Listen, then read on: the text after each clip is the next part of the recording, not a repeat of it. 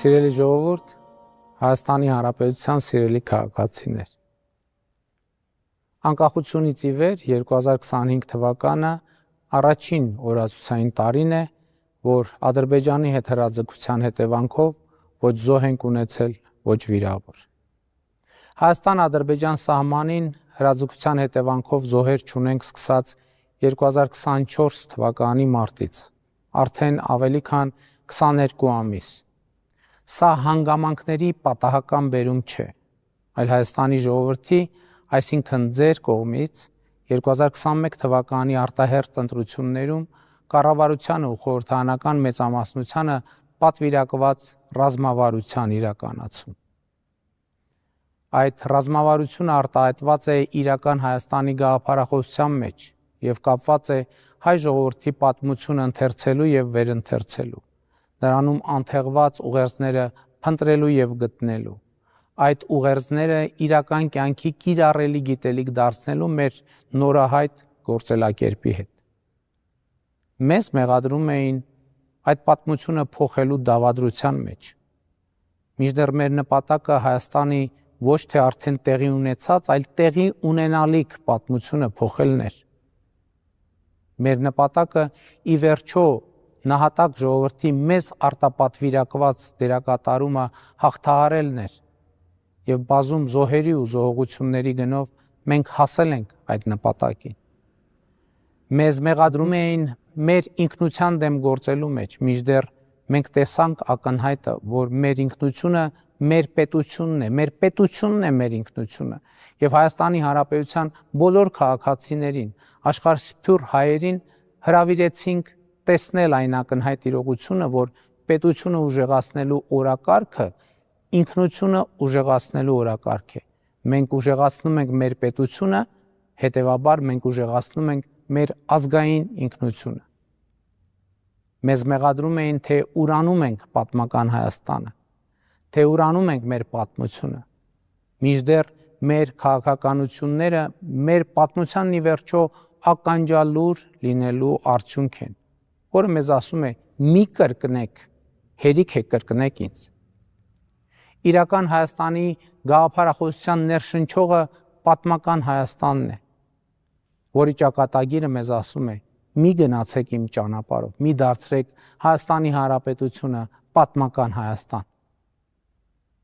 2021 թվականին մենք ասում էինք ապագա կա,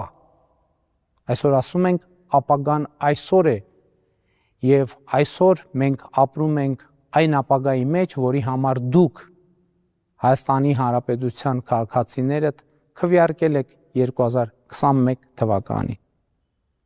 2025 թվականը այդ խաղաղ ապագայի, խաղաղության առաջին լիարժեք օրացուցային տարին է։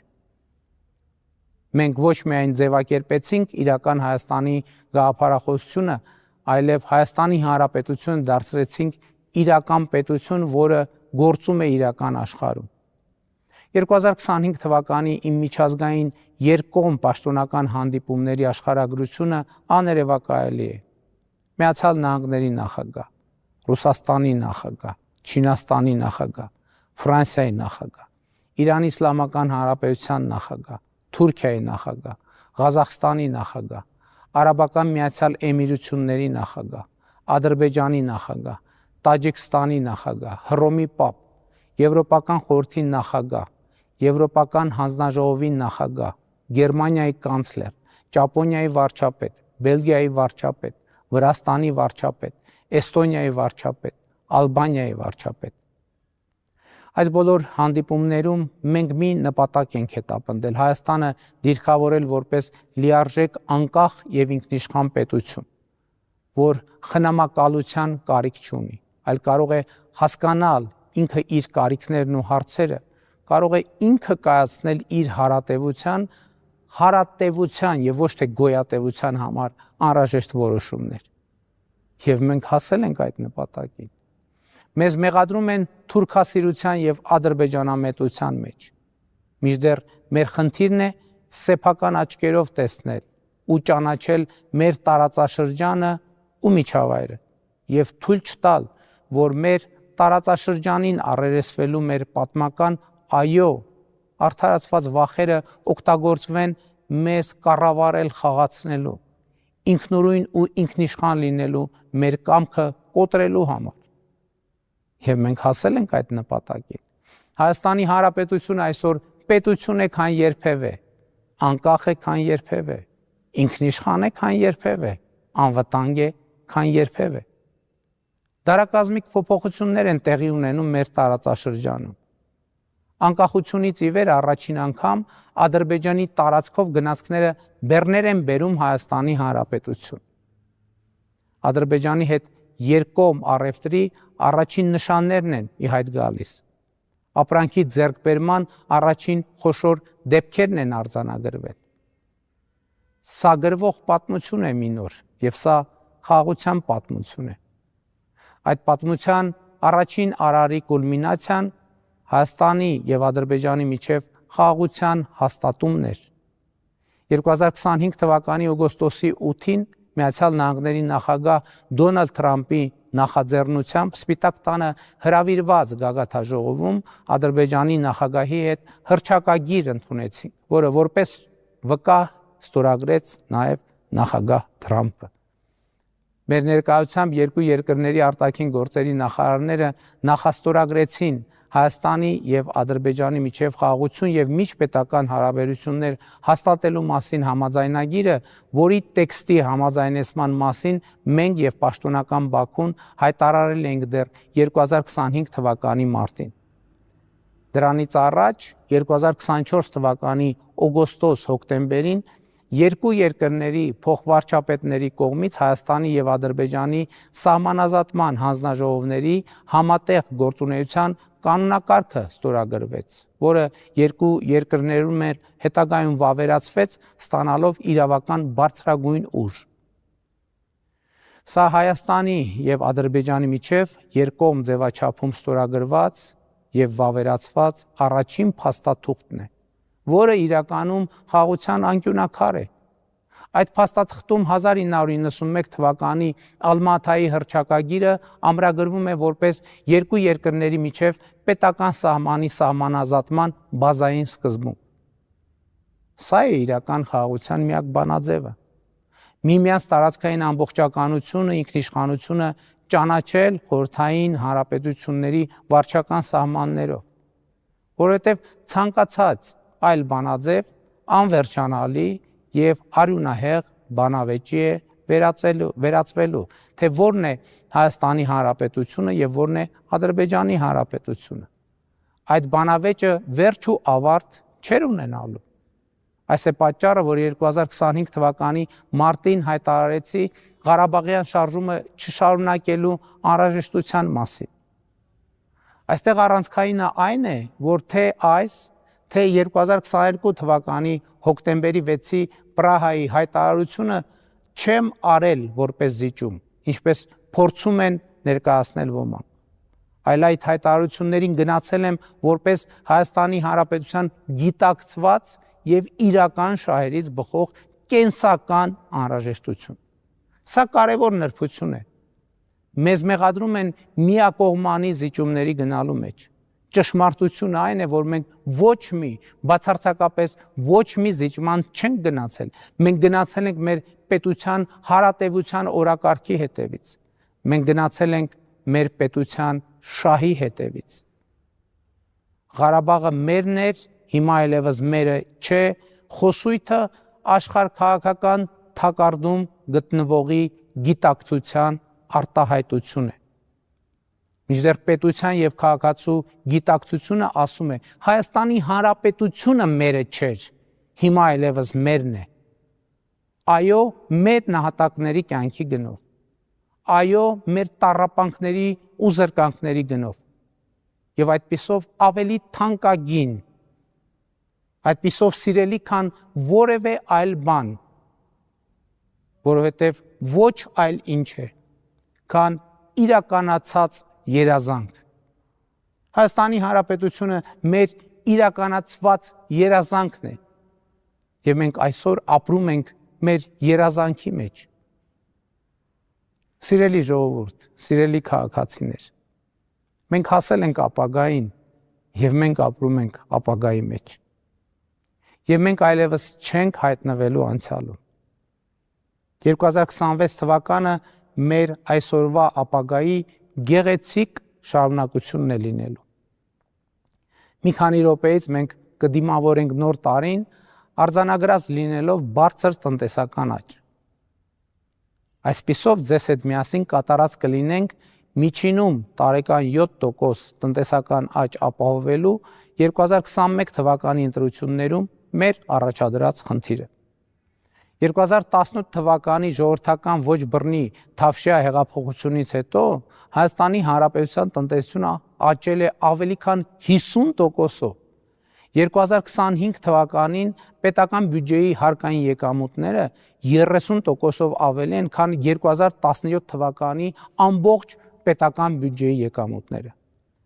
Սա ձեր շնորհիվ Հայաստանում աշխատող, արդյունք ստեղծող, օրենքով սահմանված հարկերը վճարող տնտեսվարողների, այն քաղաքացիների շնորհիվ, ովքեր չեն մոռանում տրամադրել կամ պահանջել հսկիչ դրամարկղային կտրոն։ Շնորհակալ եմ բոլորիդ։ Դուք այն վեմն եք, որի վրա հիմնված է մեր հայրենիք պետությունը։ Հայաստանի Հանրապետությունում աշխատող, արդյունք ստեղծող, օրենքով սահմանված հարկերը վճարող, ՀԴՄ կտրոն տրամադրող կամ պահանջող մարդկանց շնորհիվ է, որ րոպեներ անց կսկսի գործել առողջության համապարփակ ապահովագրության համակարգը, որի համար մինչև 18 տարեկանների եւ 65-ից բարձր թոշակառուների փոխարեն կվճարի պետական բյուջեն։ Սա նշանակում է, որ կենսաթոշակառուների կենսամակարդակի էական աճ է տեղի ունենալու, որովհետև ակնհայտ է, որ թոշակառուների մեծագույն եւ առաջնային ծախսերը կապված են առողջապահության հետ, եւ հիմա նրանց այդ ծախսերը էականորեն եւ շոշափելիորեն նվազելու են։ Իսկ թոշակառուների անկանխիկ առևտրի դեպքում ետվճարը ավելանալու հասնելու է 20%-ի, նույնը նաեւ նպաստառուների պարագայում։ 2026 թվականին կավարտենք 300 դպրոցի եւ 500 մանկապարտեզի կառուցման, վերակառուցման կամ հիմնանորոգման ծրագիրը եւ անմիջապես կսկսենք հաջորդ 300 դպրոցի, 100 մանկապարտեզի, ինչպես նաեւ առնվազն 100 արվեստների դպրոցների, մարզադպրոցների, մարզական կենտրոնների կառուցման, վերակառուցման կամ հիմնանորոգման ծրագիրը։ Ակադեմիական քաղաքի նախագիծը մտել է գործնական փուլ եւ ծրագրի իրագործման տեմպերը կմեծանան։ Ինչ ունեմ ասելու այն մարդկանց, ովքեր շարունակում են ապրել սոցիալական վատ պայմաններում։ Նրանց հարցի լուծման մեր ռազմավարությունը պարփակված է հանրահայտ հետևյալ ասույթի մեջ. եթե ուզում ես կերակրել մարդուն, ոչ թե ձուկ տուր նրան, այլ սովորեցրու ձուկ որսալ։ Աշխատունակ մարդը իր ապրուստը պետք է հոգա իր աշխատանքի միջոցով։ Եթե աշխատում ու չի կարողանում իր ապրուստը հոգալ, ուրեմն աշխատանքը բավարար չափով արդյունավետ չէ եւ մենք մարդուն պետք է աջակցենք, օգնենք, որպես աշխատող իր արդյունավետությունը բարձրացնելու, արդյունավետ աշխատելու համար անհրաժեշտ հմտություններ ձեռք բերելու հարցում, եւ սա նույնպես կրթության ու կրթական ճանապարհ է։ Ցանկացած ոլորտի, ցանկացած հարցի վերաբերյալ կառավարությունը ունի 3 լուծում։ Առաջինը կրթություն, երկրորդը կրթություն, երրորդը կրթություն։ Կրթությունը մեզ համար պետք է դառնա եւ դառնում է ազգային կենսակերպ ու մտածելակերպ, ինչը առանցքային է արտաքին եւ ներքին, տնտեսական եւ սոցիալական ցանկացած հարց լուծելու համար։ Այս ռազմավարության շնորհիվ այսօր Հայաստանում 700,000 դրամ եւ ավելի վարձատրություն ստացող ուսուցիչ եւ շարքային զինծառայող կա։ Սա իրական Հայաստանի, իրական քաղաքացու, իրական ձեռքբերում է։ 2026 թվականին արտահայտվելու է Հայաստանի Հանրապետության միջազգային հեղինակության վերելքը։ Մայիսին Երևանում տեղի է ունենալու Եվրոպական քաղաքական համայնքի 8-րդ գագաթաժողովը, իսկ հոկտեմբերին կենսաբազմազանության COP17 գագաթաժողովը։ Հայաստանը հյուրընկալելու է մի քանի տասնյակ երկրների ղեկավարների և հարյուրավոր երկրների պատվիրակների։ 2026 թվականը տնտեսական ու ներդրումային մեծ աշխուժություն է խոստանում, որովհետև մեկնարկելու է Թրամփի ուղի հանուն միջազգային խաղաղության և բարեկեցության նախագծի իրագործումը, որը ինստիտուցիոնալ կդարձնի Հայաստանի Հանրապետության ապաշրջափակումը։ Մի դարակազմիկ և տարիներ առաջ աներևակայալի թվացող իրադարձություն։ 2026 թվականի կարևորագույն իրադարձությունը, սակայն, Ազգային ժողովի հունիսին կայանալիք հերթական ընտրություններն են։ Այդ ընտրություններում է, որ Հայաստանի Հանրապետության քաղաքացին անշրջելիորեն պետք է տեր կանգնի իր ստեղծած խաղաղությանը, իր վերահաստատած պետությանը, իր, այսինքն ժողովրդի իշխանությանը։ Ընտրությունները կլինեն ազատ, արդար, ժողովրդավարական և ժողովուրդը կհաղթի։ Հայաստանի Հանրապետությունը կհաղթի, ապագան կհաղթի, որը այսօր է, այստեղ է, հիմա է։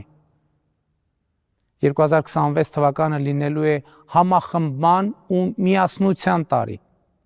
այնպիսի միասնության, որի առանցքում Հայաստանի Հանրապետությունն է, նրա միջազգայինորեն ճանաչված ինքնիշխան տարածքը, նրա քաղաքացու ազատ, բարեկեցիկ և երջանիկ ապրելու իրավունքը, Հայաստանի Հանրապետության անկախությունը և պետական շահը, փառք նահատակներին և կեցցե Հայաստանի Հանրապետությունը։ Շնորհավոր ամանոր և Սուրբ Ծնունդ։ Սիրում եմ բոլորիդ։